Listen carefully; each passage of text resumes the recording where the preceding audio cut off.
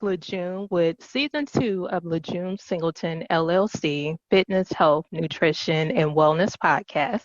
Today's topic is Let's Talk PMS. I would like to introduce my guest, who's a designer, entrepreneur, and author of Never PMSing Again, Kamili Kiongozi. Thank you for joining Hello. me today. Thank you for having me. Can you give a little background on who you are? Sure. As you mentioned, I'm a designer, entrepreneur, and author. So for a living, I run a web design and graphic design company. I also have a trade brokerage firm where we specialize in helping exporters get their product into the American market. So that's what I do for a living. Okay. And how did you become interested in writing? I've always been an avid reader, and I've never really felt afraid, I guess, to write and publish the things that I believe and things that I think need to be said. So I'm always writing little tidbits here and there. This is my first book, though. Okay. And what was the reason behind writing Never PMSing Again? Well, first and foremost, I know that sexual health is not really talked about in the Black community, and this includes menstruation. So for me, I was actually pretty lucky. My mother doesn't believe in remaining silent on topics like this, so we definitely discussed this when I was growing up. But there are plenty of women who don't have this information. There's plenty of mothers who never learned it from their own mother, so they can't pass it on to their daughters. So that's an issue in the Black community, and I want to help address that with this book. I can't really speak for other communities, but one thing that I do know is this. Nearly all women, we're taught to view our menstrual cycle as something that's negative and unavoidable, right? It's this horrible thing that happens once a month, and it's a plight and it's a curse and it's all this. And we also think that suffering once a month is completely normal and how life should be. But that's just not true. It's just totally false. And so I want to let women know that. I went through these struggles myself. I have solved this problem. It's very solvable. I want to be a part of this solution. I want to let women know you don't have to suffer every month. Your menstrual cycle doesn't have to be something negative that just happens to you. And what was the research method for this book? So everything that I've written in this book is based on medical studies and medical publications from doctors. I also used information from nutritionists. So I'm a natural girl. I don't use chemicals or pharmaceuticals, things like that. And when it comes to treating PMS, it's actually unnecessary. So this book is a natural solution to PMS, and all the information in it is backed by research and medical science. So I spent a really long time just going through studies and really finding out what is happening in your body. Why is this happening? How are these things effective? Stuff like that. And what did your regular diet include? Because I know you speak in the book when you were around 25, you had severe PMS. Mm-hmm. So I'm a vegetarian. That's how I was raised. But to be clear, you don't have to be a vegetarian to solve PMS. And if you're a vegetarian like me, you may have PMS anyway. PMS is caused by one particular factor. It's a hormonal imbalance. So, perhaps later on we can discuss a bit more about that. But the fact is that some things in your diet do need to change. So at the time, I was drinking coffee. I love coffee. I still drink coffee. But in order to solve your PMS problems, there's a particular time each month that you need to cut out certain foods that are causing your hormonal imbalance. Caffeine is one of those things. So when I was 25, I didn't know that. I'm having my morning coffee like everyone else and going through all these crazy issues and wondering what's wrong with me. So what were some of the symptoms that you were experiencing around that time? I started to get sore breasts, like really, really painful. Like any tiny movement it was so painful. What else? My mood swings were all over the place. Like I was up, I was down, I was happy, I was sad. Movies would make me cry, which for me is unusual. It's not really something that, I do in my normal life. So just the mood swings. Also, something that was caused by PMS during this time that I didn't know actually was I started to break out. Before I was 25, I pretty much had no PMS symptoms. I had perfect, flawless skin. And so I started having all these issues and my skin started to break out. So at the time, I didn't know it was caused by PMS, but it was. Okay. So at when did you decide that you were going to incorporate these changes? Around the time I was 26 or 27. So Okay. that was when I realized that my acne was what's called hormonal acne. That means it's caused by an imbalance in your hormones. So that was really the beginning of all this research for me. Is I was trying to solve my skin problem. I admit it was it was vain, but vanity really was what set me on this path. Is I was like, what can I do to get back to my previous beautiful self? So I'm reading, all this. I discovered that my acne was caused by my hormonal imbalance, and so I was just determined to solve that problem. And that's when I realized it was caused by PMS and what you can do to solve it and all this stuff. So at the time I was about 26, 27. And to give the listeners context, I'm 31 now. Okay. And you talk about hormone imbalancement for people who may not know, because as you said, that's something that's not talked about. So can you give examples of what causes hormone imbalancement and what that looks like? Sure. So to be clear, your PMS is caused by a hormonal imbalance, plain and simple. That's just what it is. So from the time that we have our periods until the time that we start menopause, we go through our menstrual cycle all month, every month, right? So your menstrual cycle isn't just your period. That's one of the phases. So on average for women, your menstrual cycle is a 28-day period, right? So for most of us, it's 28 days. Some of you may be shorter, some of you may be longer, whatever that is. Your period itself, like I said, is just one of those cycles. One of those phases. Your menstrual cycle itself has 4 phases. So at all times, you're in one of those phases. During each of those phases, your hormones are changing. That's totally normal. That's what's supposed to happen. What's not normal is when your hormones get out of balance. So this means too much of one, too little of one, or of several. That's a hormonal imbalance, and that will cause various problems in your body, in your life, depending on the time of the month when it happens. So for PMS specifically, there's a particular phase. If your hormones are out of balance, that's what's causing your PMS. So in my book, I go into much more detail about your menstrual cycle and when PMS can cause, but that is what a hormonal imbalance is. It's too much or too little of a certain hormone during a certain time. Okay. And I know you talk about it in your book. What are some of the ways that women can get their hormones back in balance during that time? Don't That's a list it great all, question. just some. Yes, you guys gotta get the book, Gotta check the get the book. guide for the full everything. But I will give you a tip. I mentioned caffeine earlier. I'll talk about caffeine because this is something that I personally struggled with. So first of all, like I said, when I was 26, 27 was when I realized, okay, my acne is caused by a hormonal imbalance. What can I do to solve this? So I'm, Googling, coming across all these women's blogs, 10 tips to solve PMS, blah, blah, blah. For the most part, these blogs are all lies, just straight out lies. One of them, something that I saw on blog after blog, was drink green tea. So I'm drinking my green tea, no changes. Why? Green tea has caffeine in it. When I went on my whole research saga and going through all these studies, what I discovered is that caffeine throws your hormones out of whack. So this is caffeinated teas like green tea. This is coffee. This is soda. Anything that you're drinking that has caffeine in it. If you're doing this the week before your period, you're giving your own self PMS. That's what's happening. So I love coffee. Not only am I tired and I drink it, but I enjoy drinking coffee. I like how it tastes. I like buying coffee. But that's something that you just have to change. You have to give it up just once a month, not all the time, not every day, just that. So that was a struggle for me because, like I said, I enjoy it. But I got into a different mindset after I started seeing results, and I was feeling great and wasn't suffering and didn't have these horribly sore boobs, and my skin was clearing up. I was like, oh, who needs caffeine when you can have clear skin? I agree. So, of course, I'm sure listeners are going to want to know if they switch to decaf, is that better during that time? Absolutely. Okay. Absolutely.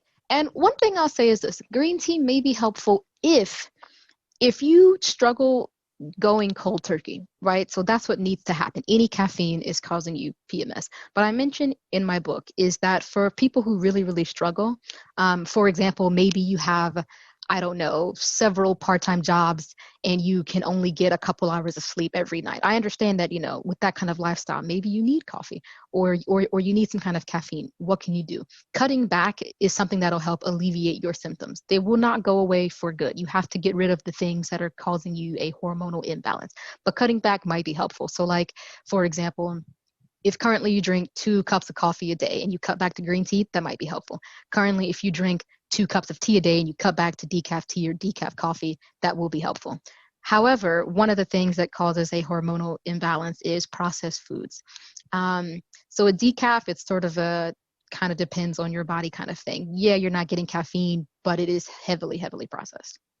Mm, that makes sense. And I do agree because I read as well that green tea helps during PMS, and I was still experiencing sore breasts. Yep, My face was still breaking out, my lower yep. back was hurting, hmm and definitely that makes sense. hmm So, after reading your book, nutrition seems to be a major factor of PMS symptoms.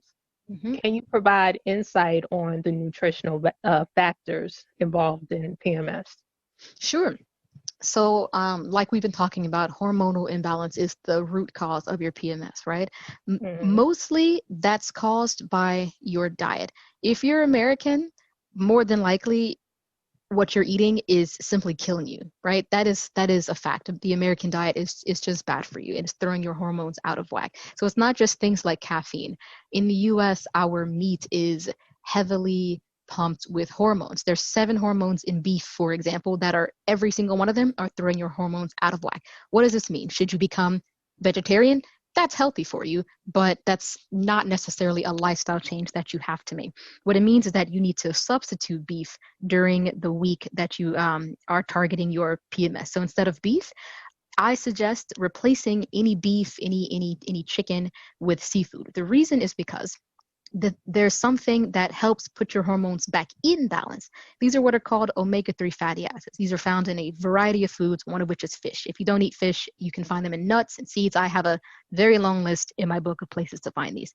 But the typical American diet doesn't include very many omega-3 fatty acids. So you're eating too much of the wrong stuff and not enough of the right stuff. So for this week, substitute some of the wrong stuff out with the right stuff. And of course, listeners are going to be curious. If they buy organic, is that going to be better? Yes, Okay. absolutely. Your food, first of all, this is just my 2 cents sort of outside the book. Food should come from the earth, right? So Mhm. I know that there's a lot of controversy surrounding organic. Is it really organic? If there's an organic farm next to a GMO one, how much better is it?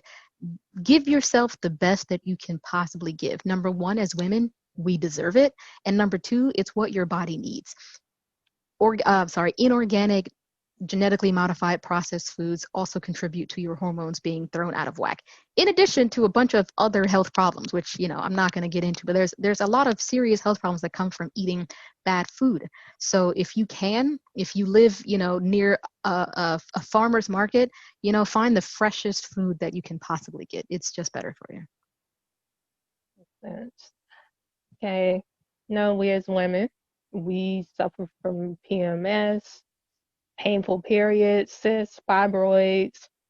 Why do you feel it's important to inform women that we can experience PMS without mood swings and etc.? You mean experience our periods without mood swings and all Yes, that stuff? Right. yes. Um, why suffer if you don't have to? Why live these terrible lives? Think about it.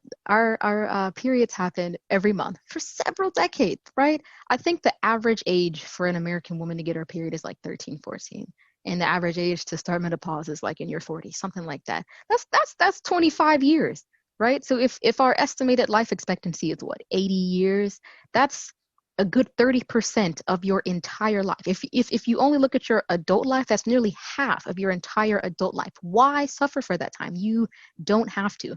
I know it's difficult because we're all raised to think the opposite, right? Our periods are ruining our lives. Once a month, we have to suffer. Once a month, we can't be at our tip top peak shape. It's just not the case. There's nothing wrong with being a woman. Having our periods, having our menstrual cycle, all month, every month, this is a normal, natural thing. This is what we are supposed to do as women.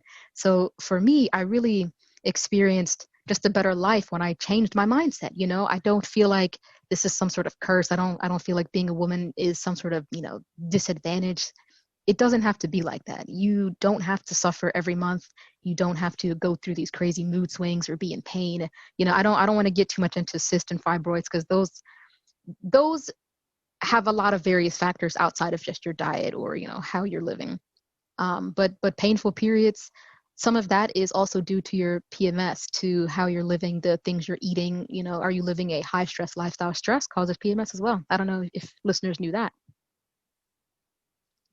That So is, anyway, I don't know if that answered your question, but it you don't did, you don't have to but live in suffering.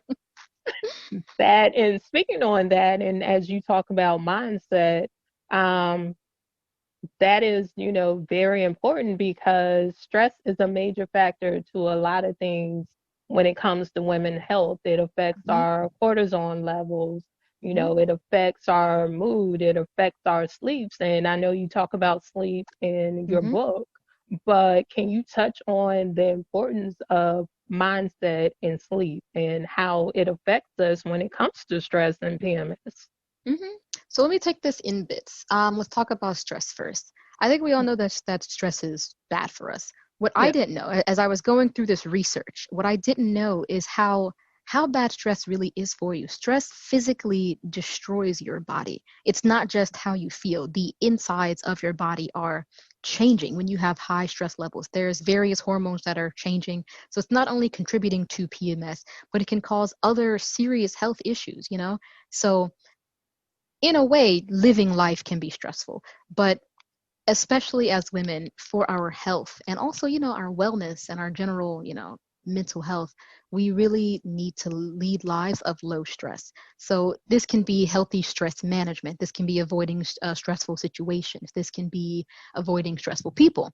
This could be dealing with any kind of trauma that maybe you're repressing. This could be finding a new job that's less stressful. But this is, for your long-term health, this needs to be done. As far as sleep goes, I think we all know that sleep is good for you. Something I didn't know as I was, going through this research is that sleep, or I guess lack of sleep and having poor sleep, also destroys your body, in particular your brain. So, in the Mhm. context of this conversation, getting good sleep helps your hormones be in balance. If you're not getting enough sleep, that actually affects your hormone levels. You need to sleep well. So, ideally, every single night we can sleep well. Ideally, every single day we can live, a low stress life. And to be clear, low stress doesn't mean, carefree, lackadaisical. If you have goals that you want to achieve, you can do this without, having a high level of stress and going crazy. So Right. these are things that we need to change for our life anyway. They also will help your hormones be in balance. As for taking a positive mindset, I really think that it's the only way to be successful. Um, when I first started doing all these PMS avoiding activities, I Mhm. was pretty negative, right? I was annoyed that I had to have my period anyway. I was annoyed that I was going through all this suffering. My skin was breaking out. And then on top of that, I have to give up things that I like caffeine. It just all seems like punishment. If you have that mindset, it's just going to be impossible to be successful. It's hard for humans to overcome a negative mindset. So once I started seeing results, for me, I really started to look forward to this time. I mentioned in my book about self-care. That's really the natural solution to PMS, is this supreme self-care through how you take care of yourself, through the things you eat, the things you drink, the way that you live, and it feels good. So when you have a positive mindset towards doing these things, you feel better about it, you want to do it, you're more likely to stick with it. That's the way that you can achieve success here. Okay. And that is definitely important because no one likes change, but Hmm. change is necessary, especially when it comes to our health, because Hmm. stress, as well as you talked about, it breaks down our immune system, and we It definitely does. need our immune system boosted during this It's pandemic. You're right. So, You're right. It will literally make you sick to be yeah. stressful. That's how much you need to manage your stress. So I know you talk in your book about exercising, and I know that would be a great component with stress to Hmm. exercise. Um, is that some of the things that I know you personally incorporated yourself during this time? It is. I'm giving away a lot of tidbits in this interview, but I will tell you guys, exercise also helps to balance your hormones. So when I was 25, like I said, I started going through all this PMS. At the time, I didn't really exercise. I didn't see the need. I wasn't pretty healthy. I was kind of lazy. What can I say? I didn't really exercise. But once I realized that, exercising once a month will clear my skin up, I was like, where do I need to go? What do I need to do? So it was difficult at first because, like I said, I was lazy, I was out of shape, this and this and this. But when you see the results, I don't know, it's hard to deny results, I believe. And the results are fast, right? You can see results if you Mm. follow everything that I tell you to do in my guidebook. It's a practical, user-friendly guide. This is what's causing your problem. This is how you can solve it. This is when you need to solve it. If you stick to this guide, you'll see results within your next menstrual cycle. So let's say that you just had a period, you follow my book, next month on your next period, you won't have PMS. So it's just that easy. So for me, when I started seeing results, I was like, this is great. If I need to exercise to keep this up, then I'll do so. On top of that, exercise is, I mean, we all know that it's good for you. So if you take a Right. positive mindset and find something fun to do or something interesting, it's less of a chore, it's less punishment. You will live a overall better life if you do the things that I talk about in the book. And I know most women do not like working out the week before their period and when they're on their period because they Mm-hmm. feel like there's no point. Mm-hmm. They're like, I hate sweating. I'm already miserable. I'm on my period. I'm already hot. Why should I do this? And So that is, go ahead. that's a good question, right? So think about it like this. Right now, you suffer from PMS the week before your period. But if you do the things that I tell you to do, you will not. So you won't feel miserable. You won't have pain. You won't feel bloated. You won't have cramps. You won't feel like crap. Partly, you have to exercise, right? Like I said, mostly it's diet. But if you start off doing the exercise, then you won't feel this way in the first place. That's the first thing. The second thing is when you talk about working out, I give a lot of examples in my book. You don't have to go join a gym. If you want to join a gym, this is a great time to do so. If you've been, trying to do it all year, now is the perfect time to start. But you don't have to do that. There's so many ways that you can get movement. You can join a dance class. You can stay at home and dance. There's pick something fun, pick something that makes you feel sexy, pick something that makes you meet people. If you're one of people these days complain a lot about not being able to make connections with people and sustain friendships, that's a real problem. Go join a outdoor hiking club. I don't know, there's 1,000 things that you can do that are tailored towards you and your lifestyle. And if you start at the right time, you won't feel like crap, because I know how that feels. You feel painful, you're sluggish, you're tired. No one wants to drag themselves out of bed to do what? Go to the gym. That doesn't sound Right. fun. Yeah, that's true. And I definitely agree. If you find something you enjoy doing, it doesn't feel Mhm. like exercise. It feels like you're doing what you love and it's fun Exactly. and it's a hobby. So, Exactly. yeah. So for me, like, So, I like being outside. So I like to go for walks. Um, if I'm not feeling too lazy, I'll go for a run. But I really like being outdoors. That's my thing. so basically for you, you find pleasure in being outdoors. So Mm-hmm. that's the even balance. Okay. Mm-hmm. So I love how you renamed PMS to PMSC, Premenstrual Self-Care Week. Mm-hmm. So how did you come up with this name? So I actually came up with that when I was writing the book. I wrote the meat of the book first, right? All the information that you need. I did all that first. And then at the end, I added in a tidbit about my personal life and my personal struggles. So as I was really just, looking back and reminiscing on how different I am now, I really was thinking to myself about how much I look forward to this week because I take such good care of myself during this week. I eat best. I drink the best of everything because I'm not consuming things like caffeine. I'm not consuming, processed beverages, things like this. I am getting great sleep. I'm like living this low stress life. It's the ultimate form of self-care for that week. I'm just really taking care of myself. So I figured, people need help, I think, maintaining a positive mindset. So don't look at this week as a week of PMS, week of suffering. All that's negative. That's glass half empty sort of thinking. Think of this as, glass half full. Your premenstrual self-care week. This is a week that you're doing what is best for you throughout this entire week.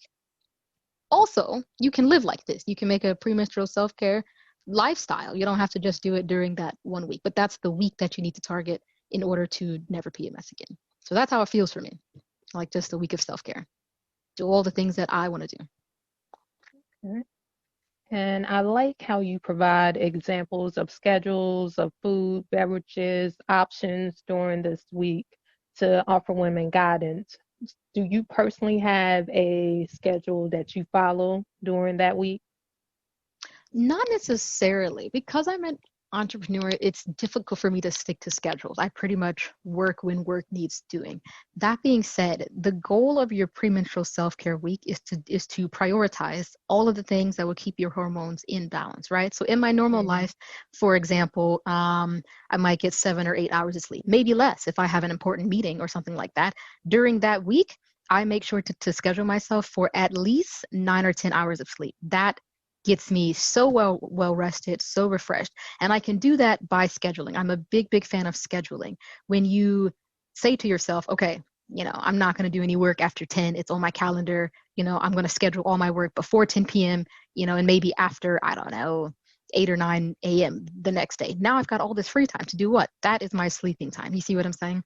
Um, Mhm. if I know that this is the week that I need to target my period, which you do. I mentioned in the book about tracking your period, why you need to do it, how to do it, et cetera, because you need to know when the targeting needs to happen. So once you know when, you can schedule your time accordingly. Like, would you deliberately schedule yourself for something stressful at another time when something stressful was happening? No, you wouldn't do that. That doesn't make any sense. So I Right. deliberately schedule myself to do the things that will keep my hormones in balance. It's also good if you don't normally eat like this, which you do not if you have PMS. It's good to help yourself get into the habit by planning your meals out. For many people, this will be a difficult change, and you may need to ease into it. And you may think to yourself, what can I eat? What should I do? There's so many options. There's so many things that you're probably currently eating, just not enough of. So I think that it's helpful to set yourself up for success. You don't want to spend all day thinking, what should I eat? Where can I get it? How am I going to cook this? Should I eat out? Should I eat in? Blah, blah, blah, blah. Set yourself up for as much success as possible. I would also suggest thinking about it kind of like a vacation. So I feel like there's two types of people who vacation, right? There's the people who are kind of the do as you please me, just go and, lounge around and relax and do what they feel. And then you've got like the schedulers, at 8 a.m., we're going to do this. Right. At 9 a.m., we're going to do that. You don't necessarily have to choose either way. But when you go on vacation, most people plan to do vacation stuff, right? You're not planning to work. You're not planning to do this or this. Think about your premenstrual self-care week the same thing. Plan to do premenstrual self-care stuff. That's the majority of your time. So would you recommend that individuals during that week eat, cook more at home or eat out? Because I know we don't really know what restaurants are putting in our food. Sometimes you get food that's too salty. So would you recommend that they cook more at home or take their chances eating out? That's a great question. So I recommend cooking at home as much as possible. You can meet the PMS, the premenstrual self-care like dieting standards through eating out. But as you mentioned, you don't really know what's in food. It could be too much salt. It could be too much sugar. Maybe they use processed foods. Maybe they use, GMOs. We don't know. We don't know where the restaurant is buying their food from, and that will. If any of the hormone imbalancing foods are in it, whether you know it or not, still going to cause you problems. So ideally, to best control what you're consuming, you should make your own food. That being said, I know how it goes. I like to eat out sometimes too, although Right. I don't during my premenstrual self-care week. I make sure to feed my own self. Okay, that definitely makes sense. So, in what ways do you offer self-care and wellness for yourself? Oh man, I like to take long baths a lot. In my normal life, I don't really take a lot of long baths because I'm busy. I'm always working all the time and trying to run this business and blah, blah, blah. But during my premenstrual self-care week, I make time for baths at least 3 or 4 times out of the week, like long baths, 2, 3 hours, just soaking in the tub, reading. That's what I like to do.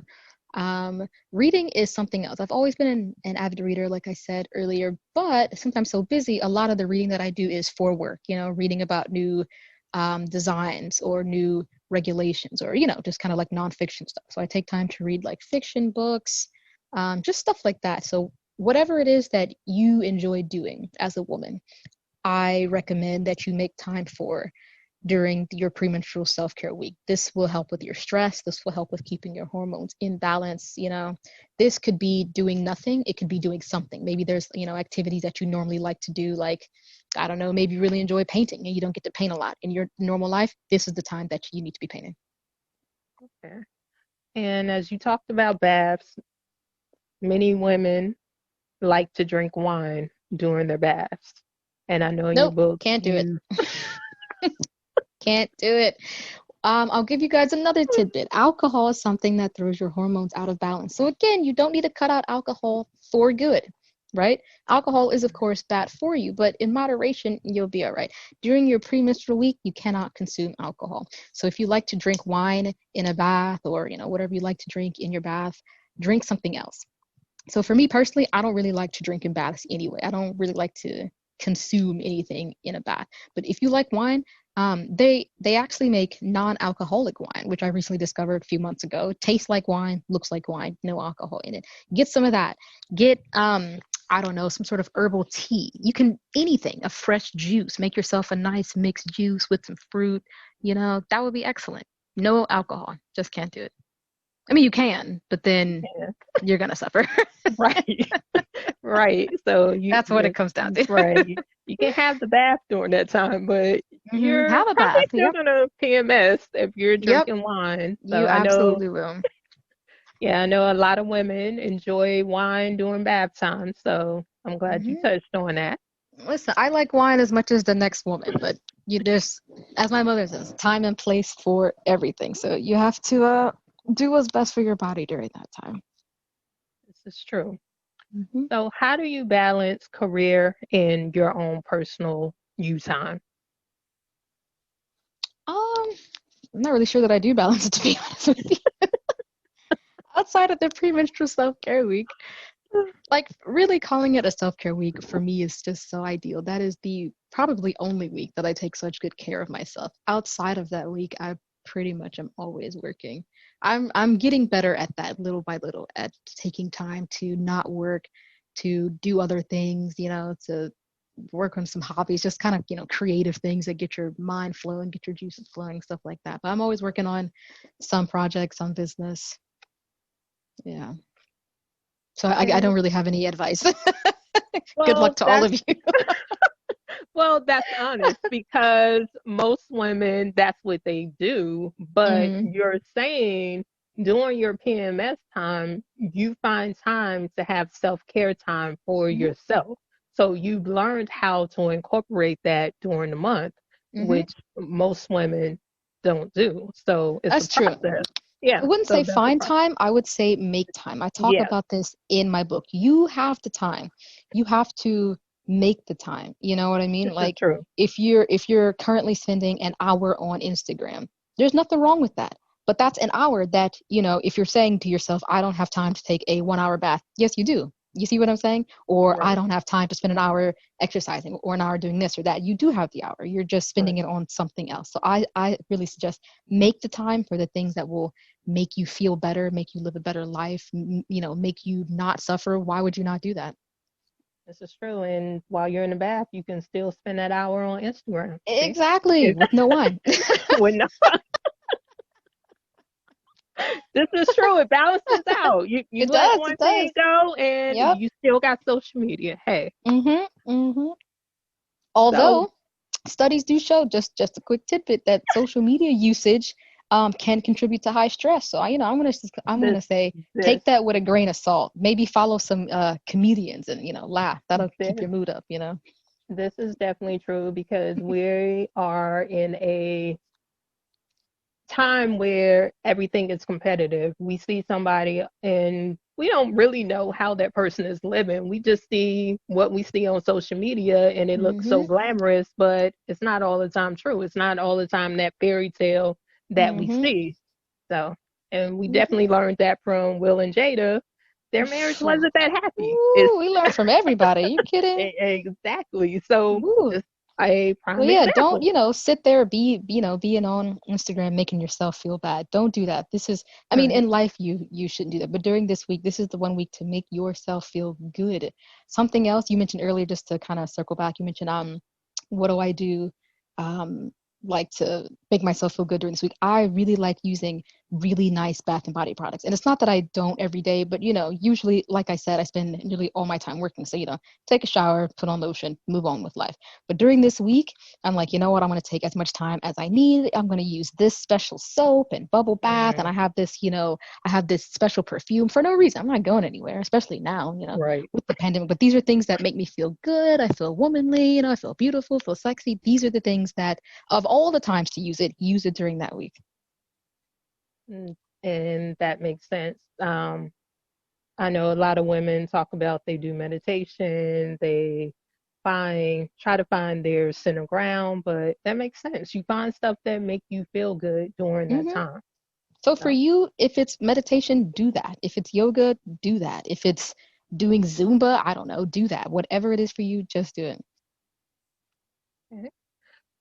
So, what advice would you give aspiring writers? Because I know this is your first book and it is an amazing read. So, ladies, Thank please you. go check it out. Men, go check Thank it out you. if you have daughters, because Yes. guess what? Your daughters are going to experience PMS, and I want you to be knowledgeable of why she has mood swings and why she's saying her head hurts and all this. Mm-hmm. Please I'll tell be you what, on if top of you're a that. man, I'm sorry to cut That's you off. If okay. you're a man, check it out if you have a girlfriend or a wife. She There you may go. not know this either. She may think Exactly. this is just how life is, and now you're suffering from her mood swings. Doesn't have to be like that.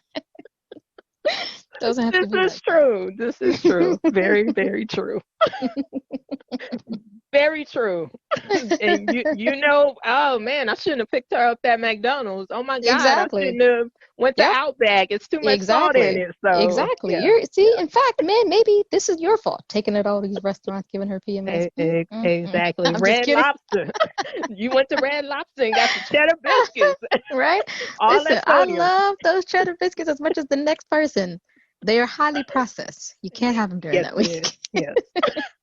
Yes, it is. And it has dairy in it as well, It's got which dairy. is It's got so there much you stuff go. in it. So Hmm. much. So So much much. stuff in it. Really, truthfully, I don't know how it's legal to sell this kind of food in America. It's a shame.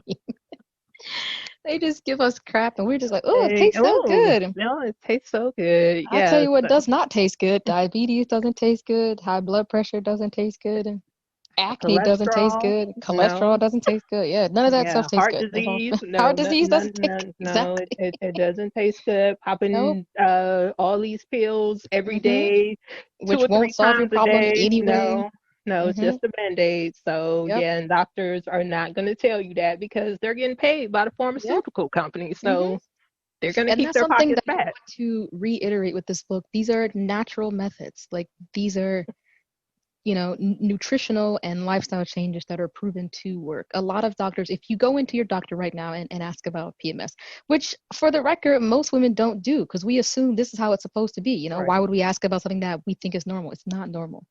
right. Um, if you were to ask your doctor about it, many doctors prescribe birth control. I don't know if you Mm, guys know that. Birth control, first of all, will cause a lot of these problems anyway. You know what I mean? You'll right, just have them, potentially at different times. But there's a whole host of side effects. We don't even have the time during this interview to get into all of the lawsuits that are going on right now with all different kinds of birth control. Women are suffering, in some cases, serious side effects. Some women are having to have hysterectomies. Like it right. can be pretty serious. All of this for something that you can, change by leading a lower stress lifestyle or making a few dietary changes here and there. It doesn't have to be one or two extremes. Either you have horrible PMS or you're on birth control that's potentially killing you. It doesn't, those are not your only two options here.